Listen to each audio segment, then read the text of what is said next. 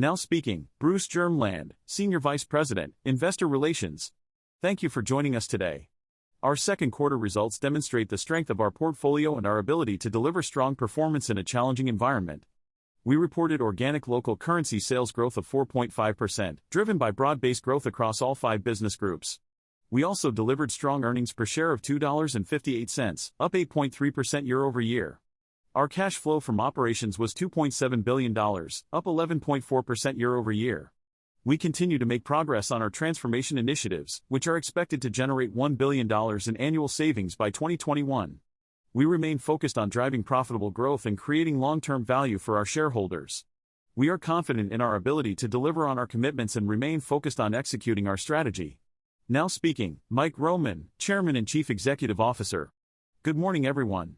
In the second quarter, 3M made significant progress on the important actions taken to improve performance and shape the future of the company. Revenue was at the high end of the guidance range and adjusted operating margin was 19.3%. Adjusted earnings per share was $2.17 and adjusted free cash flow was $1.5 billion. 3M updated its full-year earnings per share guidance to $8.60 to $9.10, up from a previous range of $8.50 to $9.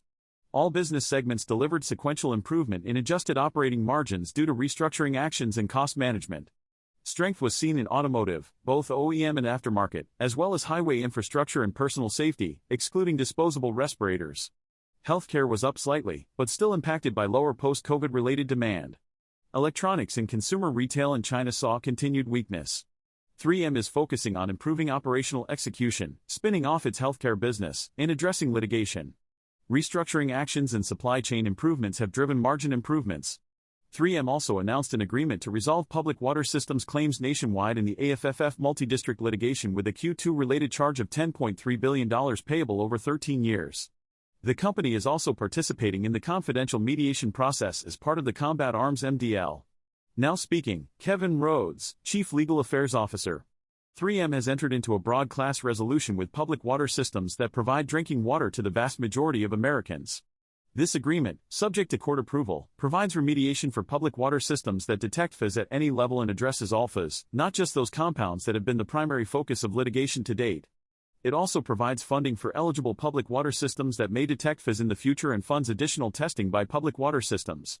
The agreement entails a present value commitment of $10.3 billion paid over 13 years. 3M has taken proactive steps to manage PFAS, such as exiting the manufacturing of 2 forms of PFAS, investing in state-of-the-art water filtration technology in its chemical manufacturing operations, and announcing that it will end all PFAS manufacturing by the end of 2025. Now speaking, Monish Patolawala, Chief Financial and Transformation Officer. We now expect full-year adjusted earnings per share to be in the range of $5.45 to $5.55. Up from our prior expectation of $5.30 to $5.50. This guidance includes a headwind of approximately 20 cents per share related to the impact of higher raw material, logistics, and energy cost inflation. In addition, we expect to incur approximately $200 million in pre-tax restructuring charges for the full year. This guidance does not include any potential impacts from the spin of healthcare. Our second quarter performance was driven by a continued focus on serving our customers, improving manufacturing and supply chain productivity, while also maintaining strong spending discipline. We initiated a large part of our restructuring program to simplify and streamline the organization, reducing management layers and rooftops while also streamlining our go-to-market models and supply chain. Total adjusted sales were $8 billion or down 4.7% year-on-year, with organic sales declining 2.5%. Operating income was $1.5 billion with operating margins of 19.3% and earnings of $2.17 per share. These results included pre-tax restructuring charges of $212 million, which negatively impacted adjusted operating margins by 2.7 percentage points and earnings by 31 cents per share. Adjusted free cash flow was approximately $1.5 billion, up 44% year-on-year, with conversion of 122%, up 50 percentage points versus last year's Q2. Net debt at the end of Q2 stood at $11.7 billion or down 12% year-on-year.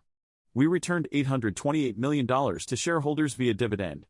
For the full year, we are raising our adjusted earnings expectation to be in the range of $5.45 to $5.55, up from our prior expectation of $5.30 to $5.50. This guidance includes a headwind of approximately 20 cents per share related to the impact of higher raw material, logistics, and energy cost inflation. In addition, we expect to incur approximately $200 million in pre-tax restructuring charges for the full year. Bank of America Merrill Lynch analyst Andrew Obon inquired, what operational segments and verticals are you most cautious about in the second half of the year? Monish Patolawala replied, thanks, Andrew. We anticipated economic and market uncertainty at the start of the year. Electronics have been down 30% in the first half, consumer spending has remained soft, and industrial activity has been mixed. We expect electronics to remain soft in the second half, consumer spending to stay soft, and DR to be at the worst end of our range of down $550 million.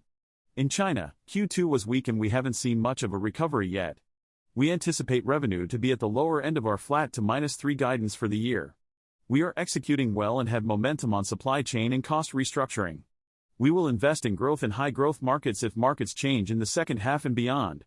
Bank of America Merrill Lynch analyst Andrew Obon inquired, what KPIs are you watching to help the consumer electronics business turn positive?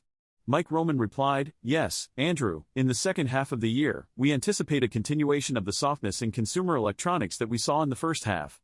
This includes smartphones, TVs, notebooks, and tablets. We expect to see some destocking in the channel as well. To turn this around, we need to see an increase in demand and confidence in the inventory in the channel.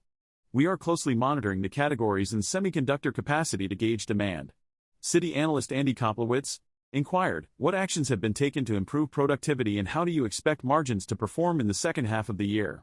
Monish Patolawala replied, Andy, in response to your questions on sustainability and cadence of restructuring charges and benefits, we expect charges in the range of $400-$450 million and benefits in the range of $400-$450 million for 2023. This self-funding program is between $700-$900 million. We anticipate most of the restructuring charges to be taken by the end of 2024. The benefits will show up in 2025 and beyond. In terms of margin rate, we are seeing supply chain efficiency and cost control driving our results. We initially expected an operating margin of 18.5 to 19%, but with lower revenue and higher EPS, we now expect 19.5 to 20%. We have adjusted raw material and energy cost inflation from $150 to $250 million to $150 to $200 million, and we are seeing disinflation. Labor costs remain sticky. Other financial is expected to be -5 to +5, with a midpoint of 0. First half benefited by 11 cents, second half will be -11 on a year-over-year basis. Citi analyst Andy Koplowitz inquired, could you provide an update on the performance of the industrial business in terms of the low single-digit decline for the year? Mike Roman replied, the quarter was down mid-single digits, impacted by disposable respirators. Excluding those, it was about flat. We're seeing strength in roofing granules, automotive aftermarket, and personal safety, up high single digits. We're seeing softness in electrical markets, abrasives, and industrial adhesives and tapes. Distributors are cautious about the outlook for industrial markets, but cycle times are improving and inventory is being pulled back. China is still slow, but we're looking for an upturn in the second half. Melius research analyst Scott Davis inquired, are you seeing any pressure to drop prices due to weaker demand, or can you maintain the price increases of the last couple of years? Mike Roman replied, yes, Scott, as Monish mentioned, we are seeing a moderating of inflation. We are confident that our prices are in the right place for our markets. We anticipate that conversations around pricing will increase as we experience disinflation and deflation. However, we do not expect any specific pressure on prices in any particular segment. Melius research analyst Scott Davis inquired, can you explain how you balance resiliency and cost when streamlining your supply chain? Mike Roman replied, yes, Scott, the pandemic caused supply chain disruptions, including labor shortages and raw material availability issues. We responded by engaging with hundreds of suppliers monthly to manage these interruptions. As the supply chains have healed, we've seen better availability and improved yields. We're now streamlining our supply chain to take advantage of the learnings from the pandemic and restructuring, as well as investments in data and digital strategies. This includes more disciplined planning, dual sourcing, and improved plan and logistics efficiency. We're also aligning our supply chain to our customers and business models to position us for stronger performance in the future. Goldman Sachs analyst Joe Ritchie inquired, do you expect inflationary headwinds to turn positive by 4Q or 3Q? Monish Patolawala replied, yes, Joe, inflation is lower year over year. We've seen headwinds of 150 to 200 in electricity and raw material carryover costs. We've addressed 100 in the first quarter and 25 in the second. New inflation is still present in logistics and labor costs. We're reducing premium freight due to better raw material flow. We'll need to look at commodities and markets on a case-by-case basis to see how inflation evolves in the third and fourth quarters. Monetary policy and demand from China will also play a role. We're seeing cost out and the teams are doing a good job, but it will take time for it to show up depending on volume. Goldman Sachs analyst Joe Ritchie inquired, "What impact will Apple's potential iPad rollout have on your business?" Mike Roman replied, "Yes, Joe, the decline we've seen in the first half is due to reduced demand for smartphones, tablets, TVs, and other products. We anticipated the shift from LCD to OLED a few years ago, and we continue to innovate on the old lead platforms. However, there is still an impact from this shift. The bigger impact is the decreased demand in the end markets." UBS analyst Chris Snyder inquired, "What is the reason for the savings tracking ahead of expectations in the restructuring program?" Monish Padalawala replied, "Yes, Chris, your math is correct. We have said that our charges for the fourth quarter are between 185 and 235. Annualizing that midpoint gives you a better idea of our overall annual range.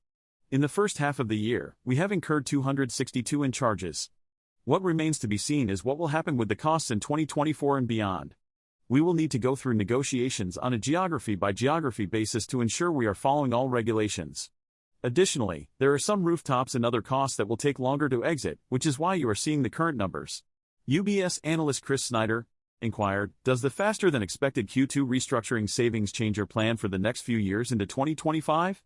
Monish Padalawala replied, "Yes, Q2 was a success due to the team's hard work.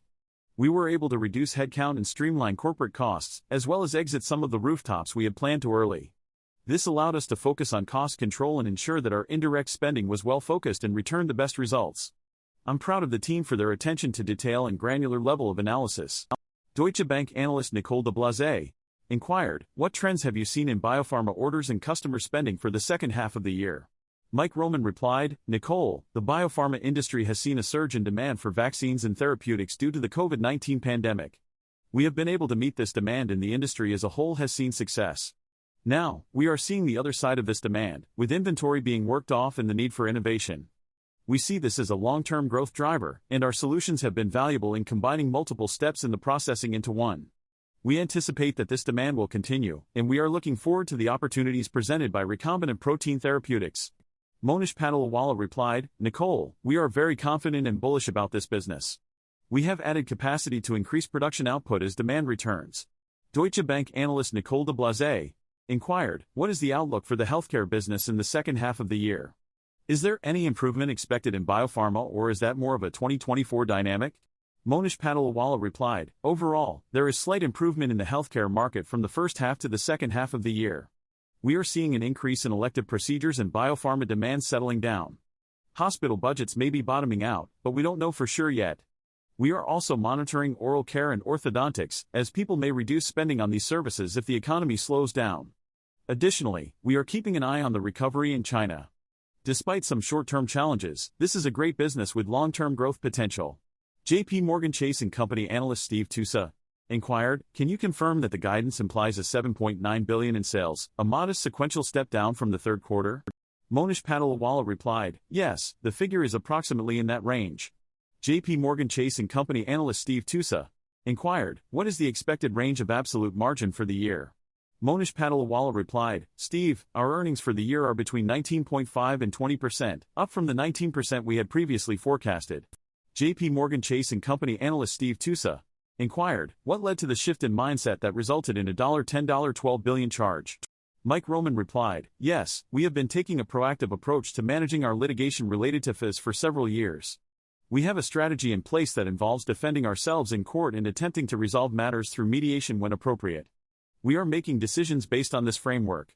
JP Morgan Chase & Company analyst Steve Tusa inquired, "What is the impact of the stock price on your decision-making?" Mike Roman replied, "Litigation is an ongoing concern for us, and we are committed to doing what's best for the company in the long term. We understand that the uncertainty around litigation can have an impact on our stock price, and we are actively working to address it. We have been discussing this issue with investors for years, and we are focused on defending ourselves in court and resolving matters as appropriate." Jefferies analyst Dan Rizzo inquired, "What is the expected inventory turnover over the next few years?" Monish Padalawala replied, "Yes, our teams have done a great job of leveraging data and analytics to improve our demand planning. This has enabled us to better manage our inventories, resulting in improved inventory turnover in the long term." Mike Roman replied, "To conclude, we have made progress and seen positive momentum, but there is still more work to be done. We are continuing to execute our restructuring plans, manage costs, and advance our strategic priorities. This includes improving operational execution, spinning off our healthcare business, and addressing litigation. I want to thank all 3M members for their hard work and dedication, especially during this challenging time. We remain focused on driving growth, improving operational performance, and delivering value to customers and shareholders. Thank you for joining us today.